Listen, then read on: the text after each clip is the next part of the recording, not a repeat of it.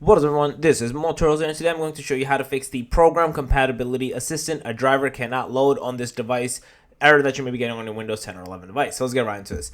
So the easiest way to basically fix this is to go to your search bar and just type in core isolation until you see this system settings pop up. This is essentially a Windows security setting section that pops up, and it says over here prevents this memory integrity thing, prevents attacks from inserting malicious code in high security process, because we are going to turn this feature off. So that's basically what we're doing. Under core isolation, this should be the only thing that you should see here. If you see other things, don't worry, you only want to turn off memory integrity. Again, this is a good thing to keep on, but because keeping it on does end up making certain processes, especially on older Windows systems, hardwares basically, pretty much more compatible to like not working properly when this is turned on. But having it on is a good thing because you won't get hacked that easily, right? It literally says inserting malicious code into high security processes. So good thing to keep on, but again, if it's an older device, certain things start breaking, so you need to turn this off. So yeah, that's basically it.